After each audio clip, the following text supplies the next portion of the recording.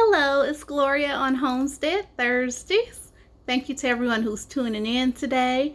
I want to say thank you for those of you who tuned in last week, who liked, loved, shared my video, and left comments. I am back again to let you know what I've been up to in the kitchen. Let's go ahead and get started. Alright, the first thing that I want to share with you all is what I did with my sourdough starter. This week I made flatbread. Alright, this recipe is not vegan.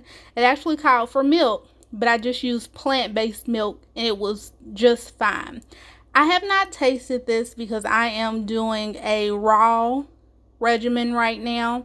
I don't know how long I will be eating raw. It might be 3 days, 5 days, 7 days. I'm going to let my body let me know when a good time is to stop. Now, Mario has tasted it. He said that it's a little doughy, but the crispy part is really good. He says that this reminds him of a piece of bread, which is what I'm going to use it to make. He gives this a 10. He really likes it. So I'm probably going to make this again. I think this would be good as bread for sandwiches even. I could even see using this to dip in some hummus or even some spiced olive oil. Okay, this turned out 6 flatbreads.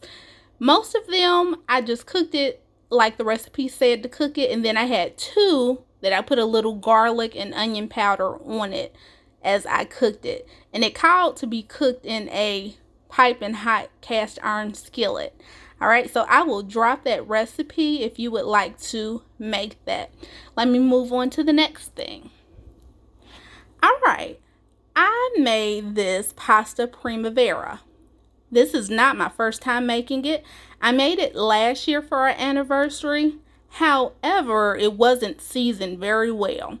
So this year, I had the ingredients and I made it again. And I made sure to season it well. You can see the seasoning right on there.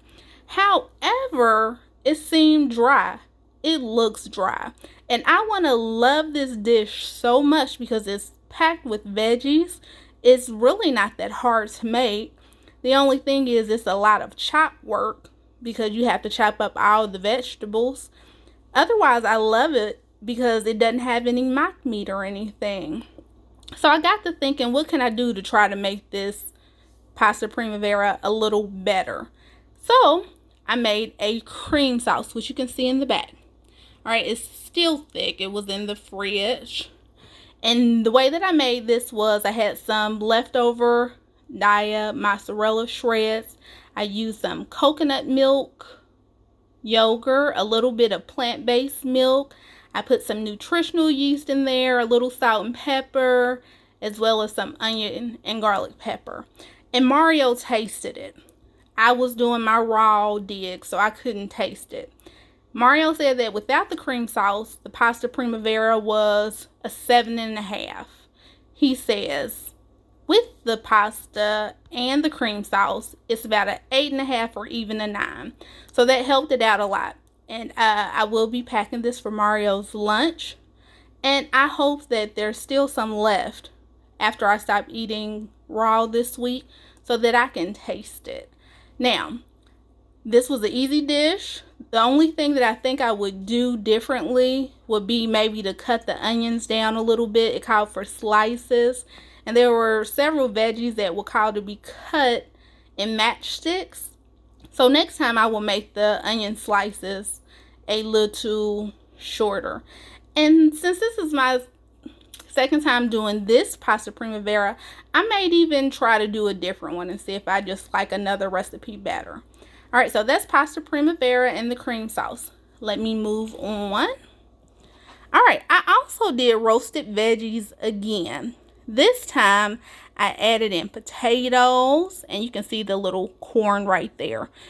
And since potatoes and corn take longer to cook, I end up overcooking some of the other veggies. So the next time, I probably will put the potatoes and the corn in the oven first for about 10 minutes before I add in all of the other veggies. It tasted very good with a vegan butter sauce. It was vegan butter with lemon juice and also some garlic salt. And that tasted wonderful right over it. All right, let me go ahead and talk about what's in the back. All right, now if you're wondering what I did with those almonds, this is it. Raw almond butter. You can see it looks very different, and that's because it's not roasted. And this is extremely thick. I think that when I use this, I'll probably warm it up a little bit. Maybe the next time, because I am doing raw. Although sometimes people who do raw dishes, they cook it until it's so hot, or they warm it up. There's a certain temperature. But anyway, my whole idea for this raw almond butter is the fact that I want to do ants on a log for a snack. Where I have my celery, I put a little bit of this raw almond butter on it, and then some raisins. And really, I wanted to do peanut butter, but most peanut butter is used with roasted peanuts. So I will have to get some raw peanuts and make my own raw peanut butter. This was not hard to do. It did not take a long time. And I'll tell you, I actually cheated a little bit, because when I put my almonds in the food processor, I didn't want to wait 25 or 30 minutes. So I just put some oil in there with it. I think that I put in a little bit of olive oil to get it moving, but it's very thick. All right, so I will drop that recipe if you would like to try that as well. Moving on. If you're wondering what I did with those cut up strawberries, this is what I made. I made strawberry lemonade concentrate. All right, and I canned it. My cans, they sealed, and so I'm excited about that. I will tell you, this recipe called for such a large amount of sugar. All right, it was 6 cups of whole strawberries. Then it was 4 cups of lemon juice. It called for fresh lemon juice, but I didn't have that, so I just used the ones in the bottle.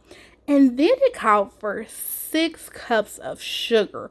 When I was cooking this, it just smelled like candy. All right, and the way that you reconstitute it is you take 1 jar of your concentrate and you mix it with 3 jars of water. All right, so it's a 1-to-3 ratio. However, when I did that, which is what this is, you can see how much lighter it is. It was still too sweet. So I have to do a little bit of work so that I can figure out what a good amount of water it is to add. And if I make this again, I think I will juice the strawberries, because if you see all of this at the top of this jar, that's from the, I guess you can say the pulp maybe of the strawberry, because the recipe called for it to kind of be pureed, where you took it and you put it in a blender and you just blended it down. I think I probably would like the juicing of it for a better texture. Okay, so that was something new and different. I had made the watermelon lemonade concentrate. Now I've done the strawberry lemonade concentrate, and they have other concentrates that I may try at some point, such as just a regular lemonade concentrate or strawberry pineapple.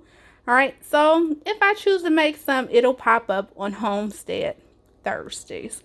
All right, let me move on. Now, this is some of that kombucha that I flavored a couple of weeks back. This is black cherry, and I wanted to do a little bit of an update on it. I told you all that before I flavored it, it tastes like vinegar. And so when Mario and I tried the apple flavored vinegar kombucha, it did not even dawn on me that it probably would taste like apple cider vinegar, which it did. And I tried some store-bought kombucha that was apple flavored, and it tasted like apple cider vinegar as well. The first time we drank it straight. The second time I added a little bit of sugar, still tasted like apple cider vinegar. So with this black cherry kombucha, I used maple syrup. My friend who has made kombucha before, she says that's how people flavor it. So I used, I don't know, maybe a tablespoon of maple syrup or less in an 8-ounce cup. It tasted better. The black cherry tasted better than the apple. However, you can still taste the vinegar. So when I use this today, I think that I'll probably add more maple syrup and I will just keep trying my best to get to a better flavor, because I went ahead and I tried the new batch of kombucha that I'm working on, but it's not strong enough. It tastes a little vinegary, but I told Mario I do not want to start drinking it yet, because I want to get the full effect. So if it needs to be strong, I want to drink it strong for the health benefits. I just have to flavor it properly. All right, so that's back to the black cherry kombucha. We still have a lot more flavors to try. Hopefully my new batch will be ready in about 2 weeks, and then I'll just keep trying to flavor it until we get one that we like. All right, so I'm going to move that out of the way. Now, I did just a little bit of juicing this week, and I made some apple juice for my raw eating regimen. You can see I still have a good deal of apples left. All right, last week I asked, what did you all think that I should make with the apples? I'm going to ask it again because I still have a boatload. I have apples for apple butter. I've juiced with these apples 2 times. What do you think I should make? Should I make apple cake, apple pie, apple fritters, apple chips? What do you think? Drop it in the comments and let me know. All right, let me move that out of the way, and I've got one more thing to share with you all today. All right. With me eating raw, I made this raw trail mix. If you look in there, you can see it's got cashews, it's got almonds, there's a little broken up walnut in there, there's pumpkin seeds, sunflower seeds, hemp seeds, craisins, and raisins. Now, I have made this before, love it. Generally, I use salted cashews for a little bit of salt, plus they're roasted to give it a little bit of a different texture. However, with me eating raw, I'll just use raw cashews. And I added craisins, which was different. I had it, but it tastes just fine with the raisins. Okay? And I've got some made up because I'm almost out, and I'm in a lot of vegan groups. And before I went on this raw diet, and I hate to call it a diet, but this raw eating regimen, I asked for some tips, and several people said that I should soak the nuts and the seeds before I eat them so that it's easier on my digestion, which I had never heard. And then I turned around and read an article about it. So that's what I've got this bowl ready for. I've got all of those seeds and nuts in here raw. And soon I will top it off with some water and let it soak for about 4 hours. Then I will dry them off, remake my trail mix. And I've got the golden raisins. And I'll tell you, I normally use regular raisins, but the raisins I had were bad. So I've got to get some more regular raisins. I'll use some more of these craisins. And then I've also got some of these probiotic dried berries and plums. And I may put those in there and see how it tastes. All right. So that's the last thing that I wanted to share with you. All right. And that's me, Gloria, on Homestead Thursdays. Thank you so much for tuning in. Like, love, share this video, leave comments, and I will see you next week. Shalom.